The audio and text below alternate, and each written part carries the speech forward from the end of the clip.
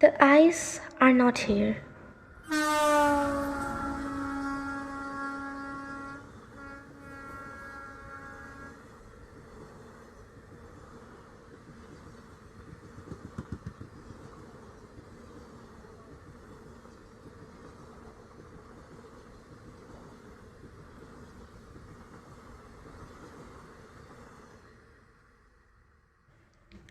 I had the compartment to myself up to Ruhana, and then a girl got in.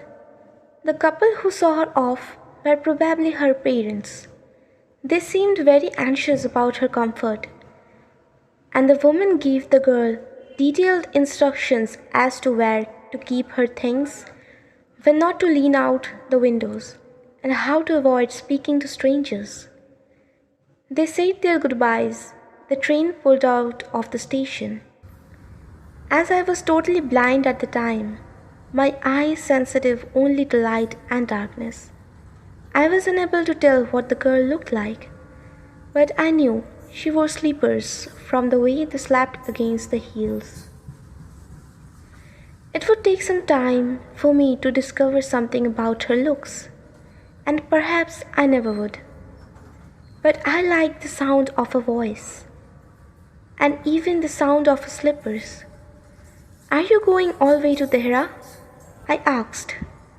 I must have been sitting in a dark corner, because my voice startled her. She gave a little exclamation and said, "I didn't know anyone else was here on their remaining senses." "I didn't see you either," I said, "but I heard you come." I wondered if I would be able to prevent her from discovering that I was blind. I thought, provided I keep to my seat, I shouldn't be too difficult.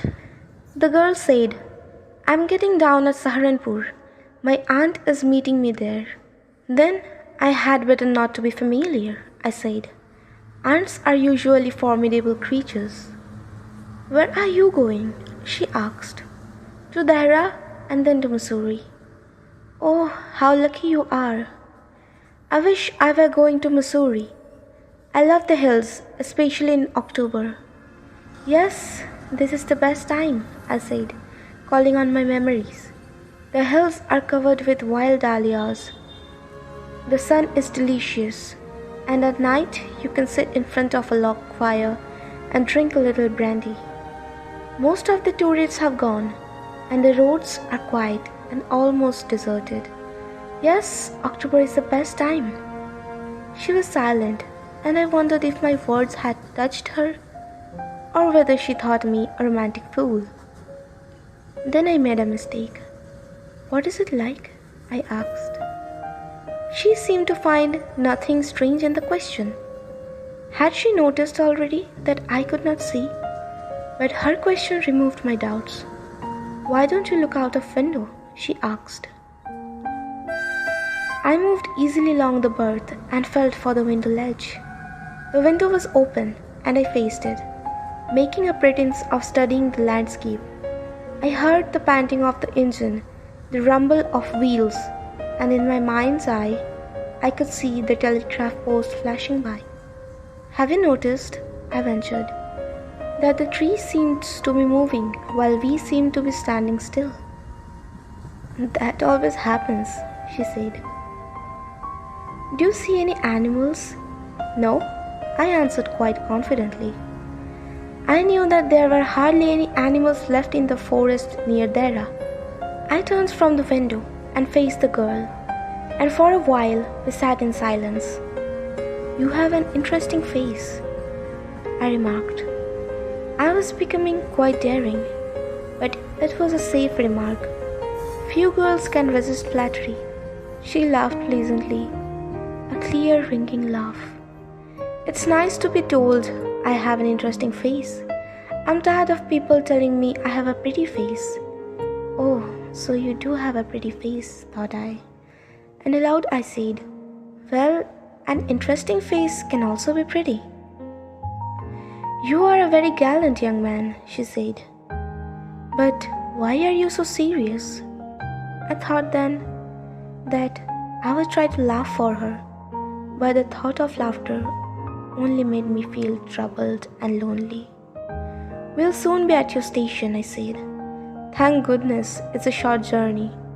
I can't bear to sit in a train for more than 2 or 3 hours." Yet I was prepared to sit there for almost any length of time, just to listen to her talking. Her voice had the sparkle of a mountain stream. As soon as she left the train, she would forget our brief encounter, but it would stay with me for the rest of the journey and for some time after. The engine's whistle shrieked. The carriage wheels changed their sound and rhythm. The girl got up and began to collect her things. I wondered if she wore her hair in a bun, or if it was plaited, or if it hung loose over her shoulders, or if it was cut very short. The train drew slowly into the station. Outside there was a shouting of porters and vendors, and a high-pitched female voice near the carriage door, which must have belonged to the girl's aunt. "Goodbye," said the girl. She was standing very close to me, so close that the perfume from her hair was tantalizing. I wanted to raise my hand and touch her hair, but she moved away, and only the perfume still lingered where she had stood.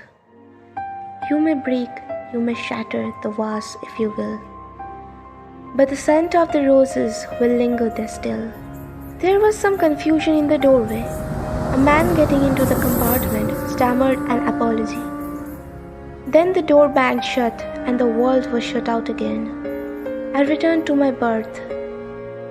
The guard blew his whistle and we moved off. Once again I had a game to play and a new fellow traveler. The train gathered speed, the wheels took up their song, the carriage groaned and shook. I found the window and sat in front of it, staring into the daylight that was darkness for me. So many things were planning outside the window. It could be a fascinating game, guessing what went on out there. The man who had entered the compartment broke into my reverie. "You must be disappointed," he said.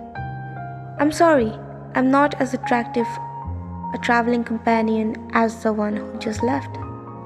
"She was an interesting girl," I said.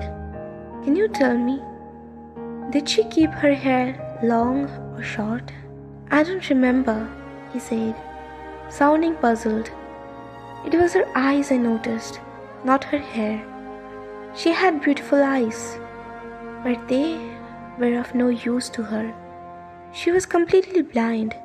Didn't you notice?